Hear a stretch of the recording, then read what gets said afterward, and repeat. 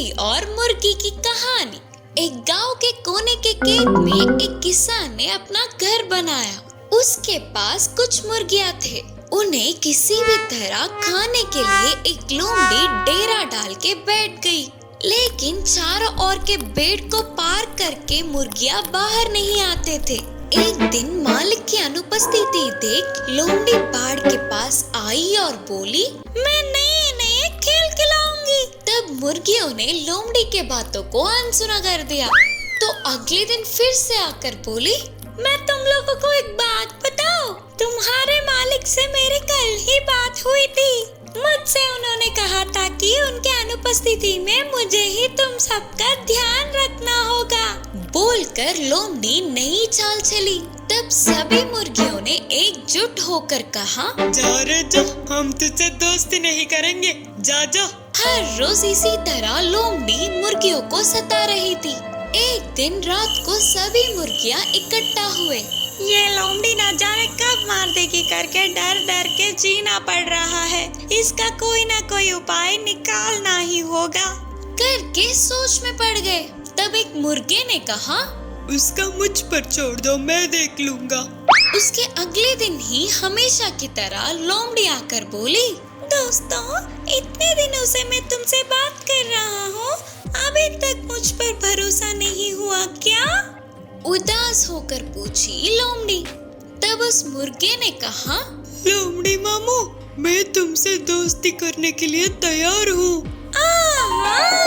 इतने समय बाद मेरे जाल में आखिरकार एक मुर्गा फंस ही गया करके लोमड़ी मन ही मन खुश होने लगी और पूछी, हम बाहर जाकर खेले क्या? करके लोमड़ी के पूछते ही बाड़ से बाहर निकल गया मुर्गा। फिर लोमड़ी ने कहा, मैं एक जगह ले जाऊंगा, वहाँ पर खेलेंगे, ठीक है ना? करके मुर्गे के बोलने पर उसके पीछे पीछे चलने लगी। वह सीधा मालिक के रहने की जगह पर ले गया और उन्हें सुनाई देने जैसा जोर से कुकड़को करके चिल्लाने लगा। उसकी आवाज सुनते ही मालिक ने पीछे मुड़कर देखा तो लोमड़ी दिखी। लाठी लेकर उसके पीछे पड़ के खूब पीटा। उस दिन से मुर्गियों को लोमड़ी का पीछा छूटा। अपने उपाय से मुसीबत का हल ढूंढ निकालने वाले मुर्गे का सभी मुर्गियों ने तारीफ किया। 3 बकरियों की कहानी। एक गांव में 3 भाई बकरियां थे। वे नदी के पास के घास के मैदान में रहते थे। उनमें से एक छोटी सी बकरी, दूसरी बकरी और बड़ी बकरी थे। बड़ी बकरी सब में बहुत ही बलवान और सख्त था। वे खुशी से मैदान की हरी भरी घास चरते हुए नदी का ठंडा पानी पीते हुए दिन बिताने लगे। एक दिन अचानक उस मैदान की सारी घास खत्म हो गई। तब छोटी सी बकरी ने कहा, अरे रे, पूरी घास खत्म हो गई, अब हम क्या खाएंगे? बोलते हुए उदास होकर पूछी। तुरंत दूसरी बकरी ने कहा, उदास ना हो मेरे भाई, उधर देखना, नदी के उस पार एक हरा भरा मैदान है, हम उस ओर जाएंगे। इसके लिए बड़ी बकरी ने भी मानते हुए कहा, हाँ सही है, हमें बस इस नदी के पुल को पार करना होगा, उसके बाद हम अपने मन चाहे घास खा सकते हैं। लेकिन नदी के ऊपर की लकड़ी के पुल को पार करना खतरा था, क्योंकि उस पुल के नीचे एक भयंकर और दुर्गंध के अजीब राक्षस रहता था। किसी के भी उस पुल को पार करने की कोशिश करने पर वह अजीब राक्षस उन्हें खा जाता था। वे तीनों भाई बकरियों ने किसी भी तरह उस पुल को पार करने का निर्णय किया और एक अच्छा सा उपाय बनाया। उनके उपाय के मुताबिक ही पहले छोटी सी बकरी पुल पार करने गया। पुल पे किसी के कदमों की आवाज सुनते ही राक्षस ऊपर आया। मेरे पुल को पार करने की कोशिश, तेरी इतनी हिम्मत, अब मैं तुम्हें खा जाऊंगा। बोलते हुए छोटी सी बकरी के ऊपर कूदने गया।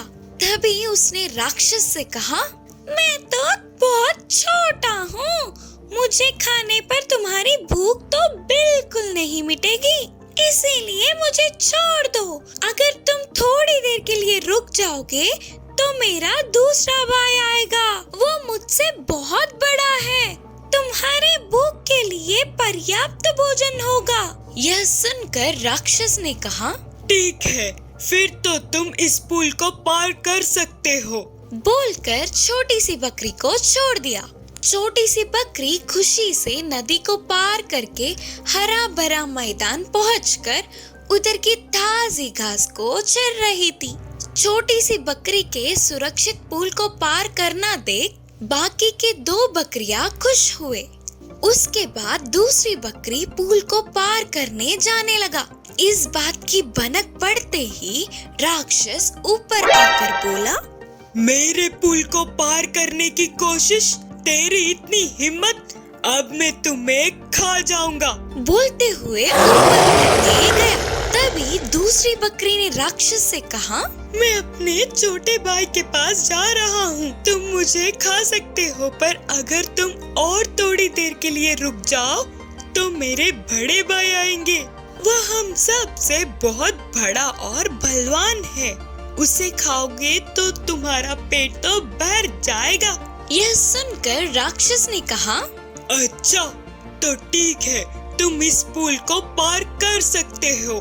बोलकर दूसरी बकरी को भी छोड़ देता है।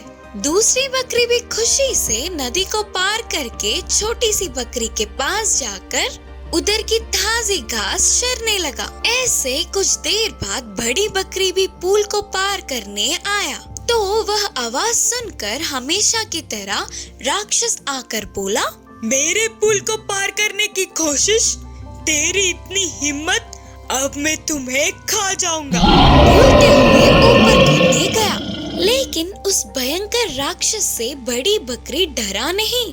वह अपने कदमों को पीछे लेते हुए थोड़ी दूर जाकर अपने बड़े बड़े सींगों को एक बार में आगे कूदकर उस राक्षस को पुल के ऊपर से नीचे की नदी में फेंक दिया। फिर वह उस पुल को पार करके अपने भाइयों से मिला। तब से वे तीनों भाई बकरियां अपनी बाकी के दिन ताजी घास चरते हुए नदी के ठंडी पानी को पीकर खुशी से रहने लगे। लोमड़ी की होटल। एक जंगल में एक लोमड़ी रहती थी। उसे स्वादिष्ट भोजन बनाना बहुत अच्छे से आता था। सबसे ज्यादा तो लोमड़ी मच्छी को पकाने में एक नंबर थी। लोमड़ी ने जंगल में नया नया होटल रखा है। लोमड़ी के हाथ की मच्छी का स्वाद देखने के लिए जंगल के सभी जानवर तरस जाते थे। जंगल के कोने के तालाब में एक सरस रहती थी। वह मछलियों को निशाना लगाकर पकड़ने में माहिर थी। लोमड़ी सुबह सुबह ही सरस के पास जाकर मछलियों को खरीदती थी। उन्हें घर लाकर पूरा साफ सुथरा धोती थी। फिर मसाला कूट के कई स्वादिष्ट पकवान बनाती थी। लोमड़ी के बनाए हुए मच्छी फ्राई और मच्छी का सूप के लिए जानवर और पक्षियों के लाइन लग जाते थे।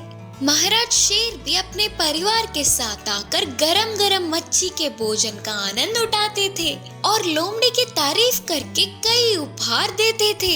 इससे लोमड़ी की घमंड बढ़ गया।